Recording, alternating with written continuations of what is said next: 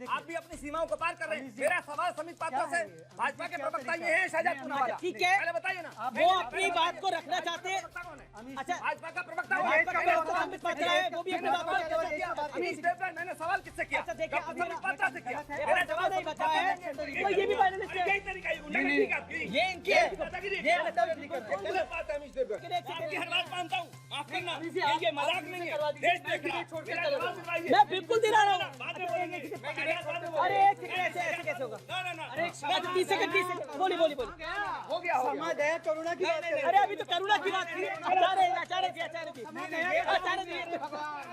हे नारायण, हे नारायण, मेरे संरक्षण में। हाँ बिल्कुल, आप बोली। देखिए क्या हो, देखिए ये असली चेहरा, ये असली चेहरा है इनका, ये असली चेहरा। एक सेकंड, आपका माइक को छोड़ो ना, माइक के भाड़ में जवाब दो। अरे ये क्या, ऐसे कैसे? हमारे लिए तो ये क्या तरीका है? अच्छा ठीक है, एक सेकंड, अरे बिल्कुल कोई पार्शियलिटी नहीं हो रही। एक सेकंड, देखिए आप पहले वो 30 सेकंड बोल रहे, फिर मैं उनके पास जा रहा हूँ। मेरा निवेदन मानिए, बोलिए आप बोलिए। अच्छा रुकिए, आचार्य जी ऐसे राहुल। दोस्तों, हमारे और आपके my dear friend Amish Devgan का कंट्रोवर्सी से बहुत पुराना नाता है। वैसा ही नाता जैसे कि चौधरी जी तिहाड़ वाले का तिहाड़ से। अमीश देवगन का जहां भी डिबेट होता है वहां पर तू मैं ना हो, लोगों के बीच तकरार ना हो, तो फिर वो डिबेट कैसा? ऐसा ही कुछ पिछले सप्ताह एक डिबेट हुआ। डिबेट में उसी तरह का कंट्रोवर्सीज हो गए। एक पैनलिस्ट अपनी बात रखते हैं, सवाल सरकार से पूछते हैं, जवाब सरकार के प्रवक्ता से मांगते हैं, लेकिन अमीश देवगन की दलाली देखिए। ये यूं कहे कि अमीश देवगन की चाटुकारिता देखिए। जवाब सरकार के प्रवक्ता से नहीं बल्कि तीसरे बंदे से लिया जा रहा है, और यह तीसरा बंदा कहीं ना कहीं भारतीय जनता पार्टी का अनऑफिशियल प्रवक्ता भी है। खैर, आते हैं डिबेट पे। डिबेट अमीश देवगन कंडक्ट कर रहा था, उसमें पीस पार्टी के प्रवक्ता, बीजेपी के प्रवक्ता, कांग्रेस के प्रवक्ता और एक तीसरा बंदा यानी कि थर्ड पैनलिस्ट भी था, शाहजाद पूनावाला। वहां पर अमीश देवगन का झारखंड सरकार के द्वारा नमाज पढ़ने की जगह अलॉट करने को लेकर के कांग्रेस के प्रवक्ता प्रमोद कृष्णन जी से सवाल पूछता है। सवाल का तरीके से जवाब दे देते हैं, लेकिन उस जवाब से यह बीएनडी मैन संतुष्ट नहीं होता। जेएमएम और आपकी कांग्रेस की सरकार ने नमाज रूम की बात करी, क्या ये सेकुलरिज्म है या ये तुष्टीकरण है? एक बात बताओ, आप बताइए। कहीं किसी के अकीदे का, आस्था का सम्मान करके अगर कहीं नमाज पढ़ने की अनुमति दे दी जाती है या मंदिर तो मतलब केंद्र में आपकी सरकार है कि संसद में नमाज रूम बनेगा? नहीं, भारत इतना छोटा देश है, हमारा धर्म इतना छोटा देश है कि कहीं नमाज पढ़ने से ये खंडित हो जाएगा। प्रमोद कृष्णन बहुत ही तरीके से जवाब देते हैं और उसके बाद भारतीय जनता पार्टी के प्रवक्ता से कुछ सवाल पूछते हैं, जिसका जवाब तरीके से बीजेपी के प्रवक्ता को ही देना चाहिए होता है, और हमने अक्सर डिबेट में देखा भी है। लेकिन यहां पर हमारा और आपका बीएनडी मैन चापलूसी करते हुए तीसरा पैनलिस्ट जो कि शाहजाद पूनावाला है, खुद को बहुत बड़ा मुस्लिम बताता है, जवाब के लिए उसके पास चला जाता है। बताइए, यहां पर तरीके से जो जवाब होना चाहिए था वो भारतीय जनता पार्टी के प्रवक्ता संबित पात्रा का होना चाहिए, लेकिन यहां पर अमीश देवगन की दलाली आपने देख लिया कि जवाब संबित पात्रा से लेने के बजाय शाहजाद पूनावाला से ले रहे हैं, जैसे मानो कि ये शाहजाद पूनावाला ही इस दुनिया का इकलौता बुद्धिमान व्यक्ति है और उसी के पास ही सारी चीजों का जवाब है। नहीं, क्या धर्म छोटा हो जाएगा? धर्म छोटा हो जाएगा? मेरे सवालों का जवाब संबित पात्रा ने। शाहजाद तुम बहुत बोल लिए, शाहजाद बहुत बोल लिए।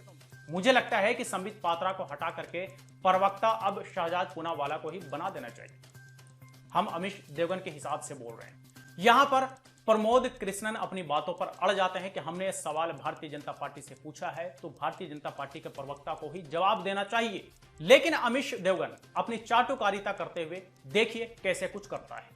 आप भी अपनी सीमाओं को पार कर रहे हैं। मेरा सवाल समित पात्रा से, भाजपा के प्रवक्ता ये हैं शाहजाद पूनावाला, ठीक है, पहले बताइए ना, वो अपनी बात को रखना चाहते हैं। अच्छा, भाजपा का प्रवक्ता संबित पात्रा है, वो भी अपनी बात को अमीश देवगन, मैंने सवाल किससे किया? देखिए, संबित पात्रा से किया। मेरा जवाब नहीं बचा है।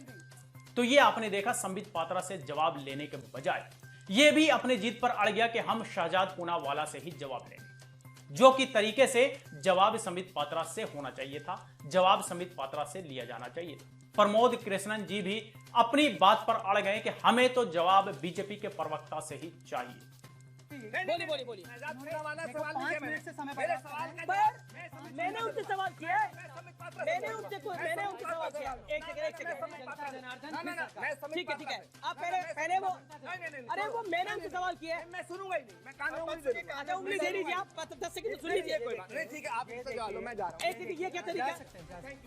बात और आगे बढ़ी। अमीश देवगन शहजाद पूनावाला से जवाब लेना चाह रहे थे और प्रमोद कृष्णन संबित पात्रा से जवाब लेना चाह रहे थे। बात कुछ बनता हुआ दिख नहीं रहा था। बात और आगे बढ़ती गई। लास्ट में प्रमोद कृष्णन ने माइक पटकते हुए निकल दिया। देखिए, ये असली चेहरा है इसका, ये असली चेहरा। एक सेकंड आपका माइक छोड़ो ना, माइक के भाड़ में जवाब दो। अरे ये क्या ऐसे कैसे? हमारे लिए तो ये क्या तरीका है? अच्छा ठीक है, एक सेकंड। अरे बिल्कुल कोई पार्शियलिटी नहीं हो रही। एक सेकंड देखिए, आप पहले वो 30 सेकंड बोल रहे, फिर मैं उनको बता रहा हूँ। मेरा निवेदन मानिए, मेरा ही निवेदन मानिए। बोलिए आप बोलिए। अच्छा रुकिए। अच्छा जी ऐसे राहुल, ये क्या तरीका है? माइक पटकते हुए जैसे ही निकले तो अमीश देवगन मुंह ताकता ही रह गया। आचार्य प्रमोद कृष्णन ने भी जिस तरह से अमीश देवगन के प्रोपेगेंडा को बेनकाब कर दिया कि भारतीय जनता पार्टी के प्रवक्ता से जवाब लेने के बजाय एक तथाकथित मुस्लिम जो कि खुद को बहुत बड़ा मुस्लिम बताता है उससे जवाब ले रहा है, जो कि कोई मायने मतलब नहीं बनता उससे जवाब लेने का। खैर, इसकी दलाली जग जाहिर है।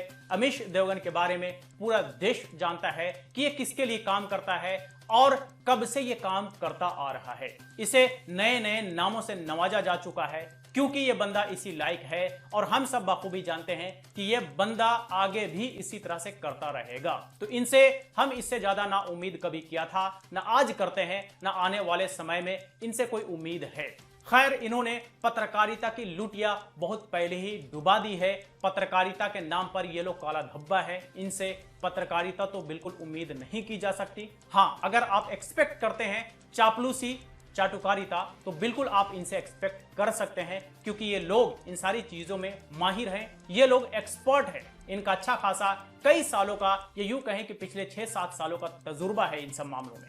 तो चलिए, आज तक के लिए इतना ही। आप इस बारे में क्या सोचते हैं हमें कमेंट बॉक्स में लिख करके जरूर बताएं। वीडियो अच्छा लगा हो तो लाइक करें, ज्यादा से ज्यादा लोगों के साथ शेयर करें और इसी तरह की वीडियोस के लिए हमारे YouTube चैनल को भी सब्सक्राइब करें।